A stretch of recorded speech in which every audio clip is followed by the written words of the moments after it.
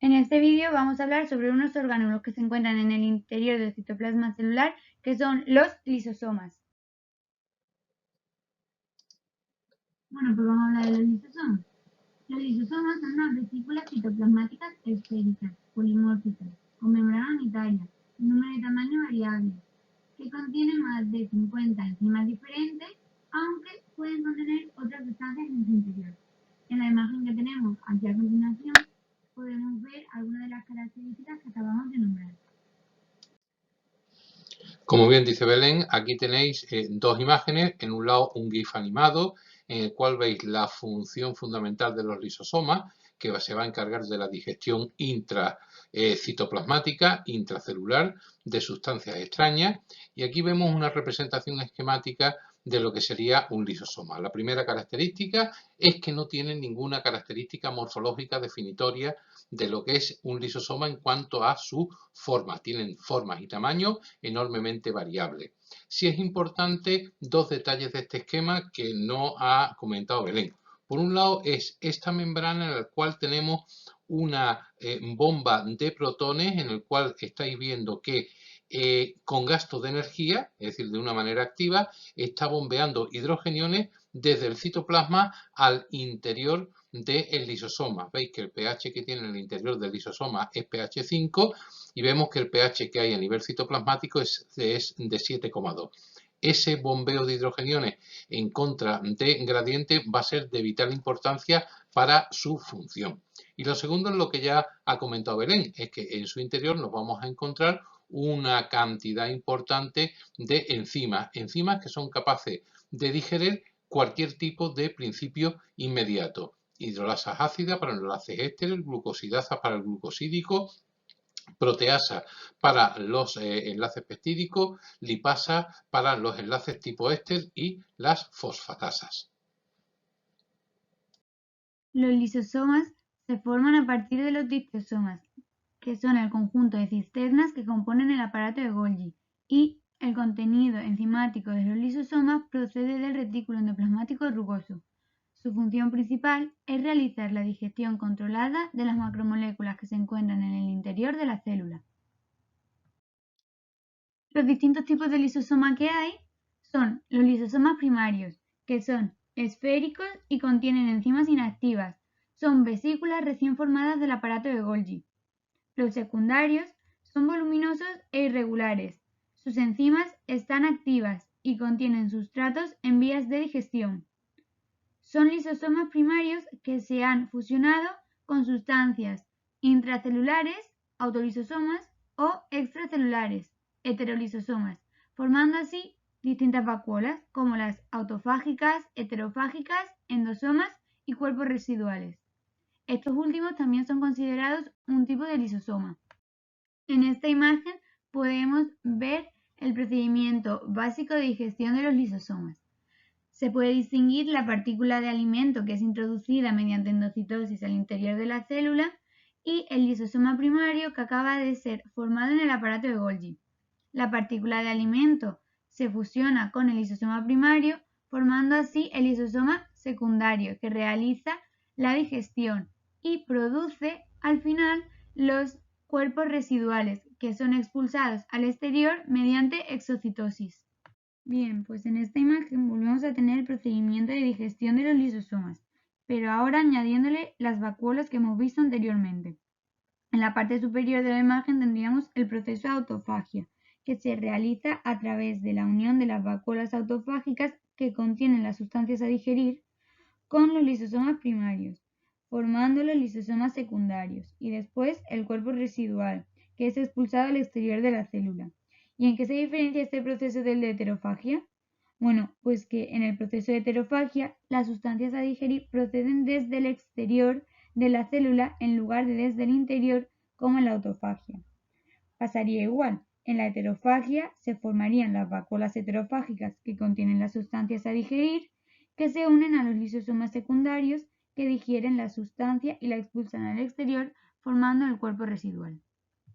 Bueno, ahora vamos a hablar sobre la estructura de los lisosomas, en concreto sobre su contenido.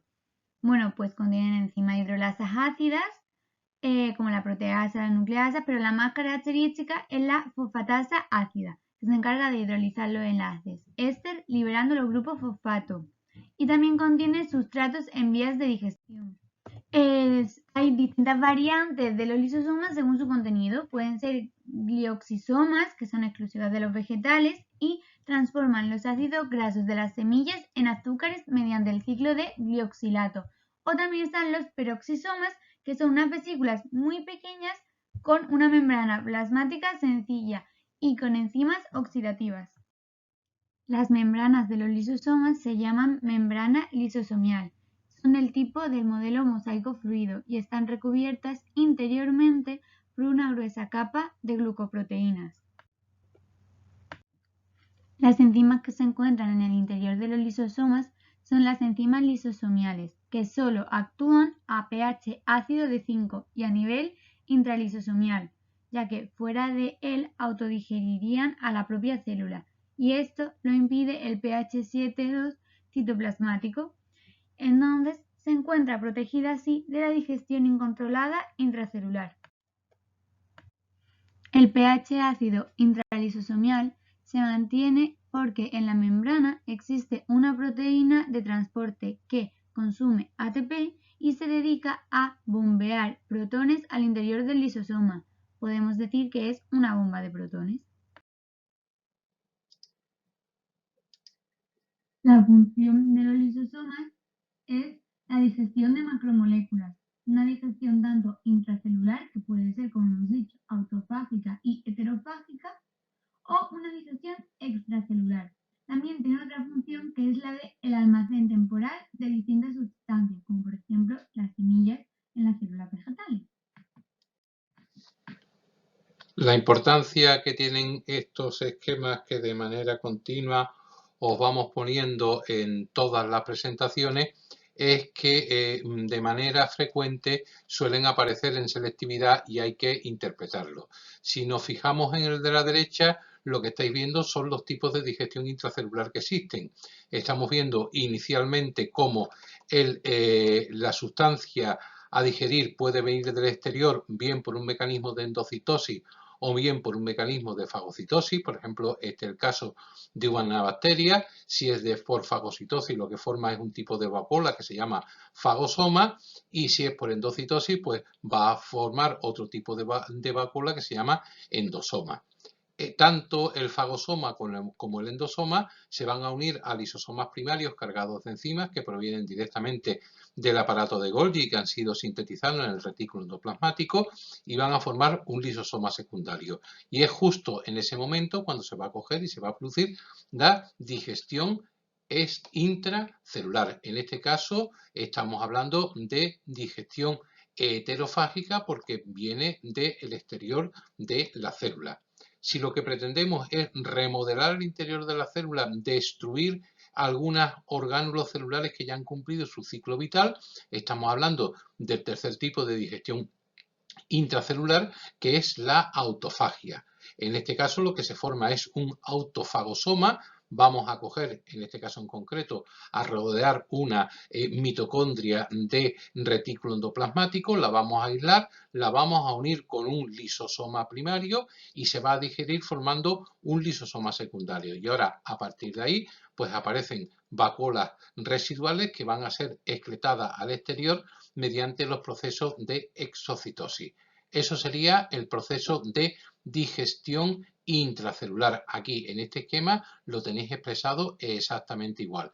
Tenemos una sustancia externa que se introduce en la célula mediante endocitosis, se va a unir a los lisosomas primarios, en este caso estamos poniendo lo que sería la autofágica y aparece la digestión de esos determinados compuestos. ¿En qué se diferencia la digestión intracelular de la extracelular? Pues la extracelular es la expulsión al exterior del contenido de los lisosomas primarios directamente sin formar un lisosoma secundario y va a digerir todo lo que hay alrededor de la célula, de tal manera que cuando se absorba, lo que se van a absorber son principios inmediatos ya digeridos, aptos para el metabolismo celular. Bueno, y ahora un esquema, grosso modo, de los tipos de digestión celular que vamos a explicar más adelante. Pues tenemos la digestión intracelular, que ya la hemos visto un poco, que es la que se realiza en el propio citoplasma celular, que como hemos dicho está la heterofagia y la autofagia. Y luego estaría la digestión extracelular, que como su nombre indica, se realiza fuera de la célula.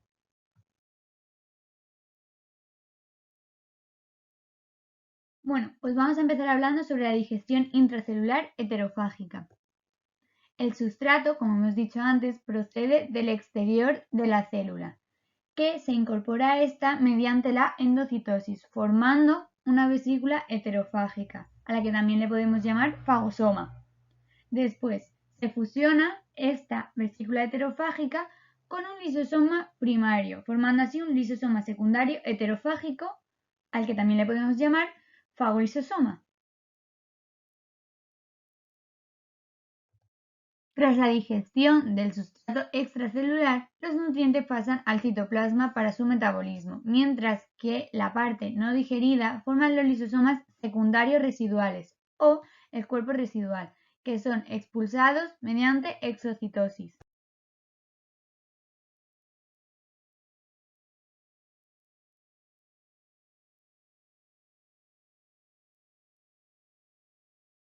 Bueno, ahora ya vamos a hablar sobre la digestión intracelular autofágica. Bueno, pues como hemos dicho anteriormente, el sustrato que vamos a digerir ahora va a pertenecer a la propia célula, es una sustancia intracelular. ¿Cómo se van a formar entonces las vacuolas que contienen a esta sustancia intracelular? Si en la digestión heterofágica se formaban mediante la membrana plasmática, ahora se van a formar a través de una o varias láminas del retículo endoplasmático liso que se encierra sobre sí, conteniendo en su interior esta sustancia intracelular. Y a esta vacuola que se forma se le puede llamar vacuola autofágica o autofagosomas.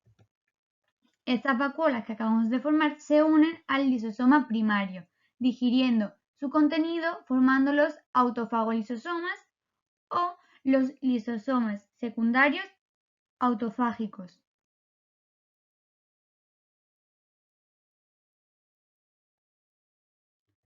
Bien, pues en el interior de estos lisosomas secundarios autofágicos se destruyen macromoléculas, orgánulos o zonas celulares envejecidas, defectuosas o lesionadas. Es un proceso que sirve para la remodelación celular. Consiste en lo que hemos dicho, en quitar, en digerir las cosas que ya no nos funcionan o que ya no nos son necesarias en el interior de la célula. El material residual que no es digerido, pues forma también, igual que en la heterofágica, los cuerpos residuales, que son excretados ahora sí al exterior mediante exocitosis.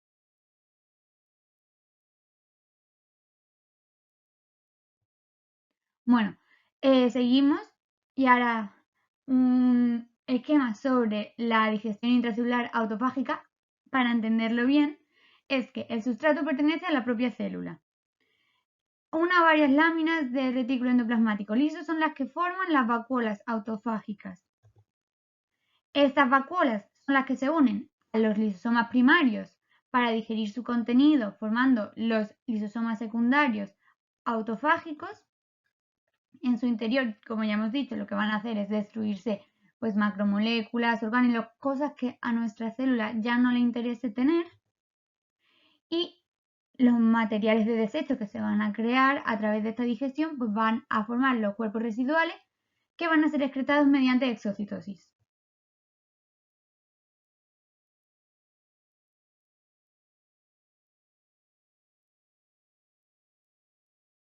En esta imagen podemos ver los distintos orgánulos y procedimientos que ocurren durante la digestión celular. En el número 1 encontramos los lisosomas primarios, que están directamente formados del aparato de Golgi. En el 2 tenemos el proceso de endocitosis, que es el proceso por el que se incorporan a la célula las sustancias extracelulares para ser digeridas. En el 3 tendríamos el endosoma y el endolisosoma. El endosoma se puede relacionar como si fuese una vesícula heterofágica, mientras que el endolisosoma se podría decir que es un lisosoma secundario heterofágico. En el 4 encontramos el proceso de reciclaje de membrana.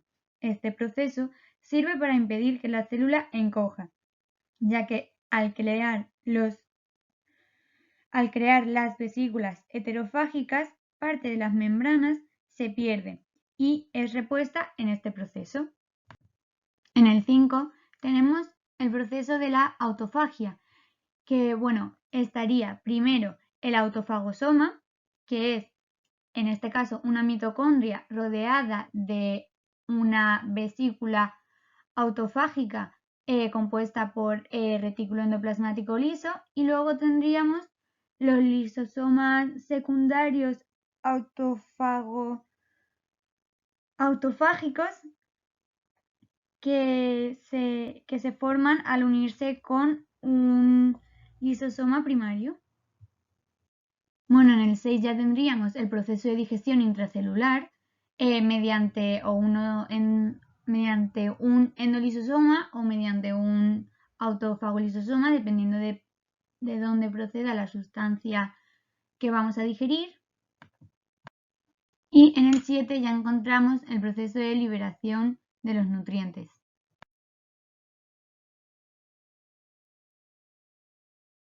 Bueno, en esta imagen tenemos un modelo del mecanismo de autofagia junto con el señor Oshumi, que ganó un premio Nobel en el 2016 por el descubrimiento de este proceso.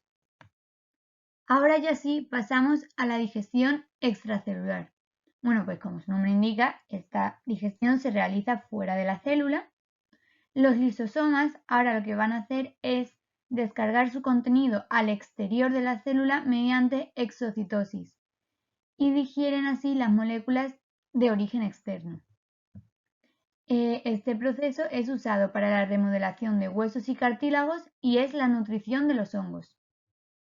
Están los peroxisomas o los microcuerpos, que son unas organelas pequeñas y esféricas limitadas por membranas, similar a los lisosomas, aunque se diferencian por disponer de contenidos enzimáticos diferentes. En este caso serían peroxidasas, que utilizan oxígeno molecular para obtener energía generando peróxido de hidrógeno, que es un agente oxidante muy tóxico. Y también tienen en su interior catalasas, que lo eliminan llevando a cabo reacciones oxidativas útiles. La función de los peroxisomas pues es llevar a cabo las reacciones oxidativas de degradación de ácidos grasos, ácido úrico y aminoácidos. Es la vía exclusiva de oxidación en células vegetales y levaduras. En las células vegetales intervienen también en la conversión de ácidos grasos a glúcidos. Intervienen junto con el retículo endoplasmático liso en la síntesis de lípidos, como el colesterol. Y intervienen en las reacciones de detoxificación, como por ejemplo, gran parte del etanol que bebemos es detoxificado por peroxisomas de células hepáticas. Ahora ya dejamos los lisosomas a un lado y las digestiones celulares intra y extracelular y vamos a hablar sobre las vacuolas de inclusiones. Bueno, pues son enclaves del interior celular en los que se acumulan sustancias que, como hemos dicho anteriormente al principio del tema de los lisosomas, una función que tienen es la de almacenamiento de sustancias. Bueno, pues son más frecuentes en células vegetales y hongos y ocupan gran parte del citoplasma, entre el 50 al 90%. Al conjunto de las vacuolas que hay en una célula se le llama vacuoma. En las células vegetales jóvenes son diminutas y numerosas y a medida que envejecen aumentan de tamaño y se fusionan, pudiendo llegar a ser única y ocupar la totalidad del citoplasma. En las células vegetales las vacuolas lo que suelen contener en su interior son moléculas de agua. Bueno, la estructura de estas vacuolas o inclusiones pues es que diferencian entre sí según si tienen o no membrana. Si tienen membrana van a ser vacuolas y si no tienen membrana van a ser inclusiones. Y entonces pues pueden ser gotas de grasas, aceites, glucógeno o pigmentos. Se forman por fusión de las vesículas del retículo endoplasmático rugoso y del aparato de Golgi. Acumulan sustancias de reserva, de desecho, pigmentos o poseen funciones digestivas, como enzimas hidrolíticos. Mantienen el volumen celular, la presión osmótica y el pH de la sed. A Belén se le sigue olvidando explicar en todas las diapositivas las imágenes que van acompañando. La de esta me parece muy interesante el verla. Esta es una típica célula vegetal que está hecha a microscopio electrónico y podemos ver la realidad de esta célula, que el citoplasma celular cerca del 90% está ocupado por una gran vacuola alimenticia de reserva y el resto de los orgánulos celulares veis que quedan periféricamente pegados a la parte más externa. Estos orgánulos son claramente cloroplastos en la célula vegetal y esto que se está viendo aquí quedaría el núcleo que queda totalmente relegado. Y su función entonces pues va a ser almacén de reserva, tanto productos de desechos, sustancias de reservas como agua y nutrientes, sales minerales, sustancias para la relación de vegetal y pigmentos. Y también otra función que tiene es el aumento del tamaño de la célula vegetal. Y también la función de digestión, porque hay vacuolas digestivas y heterofágicas, autofágicas y residuales.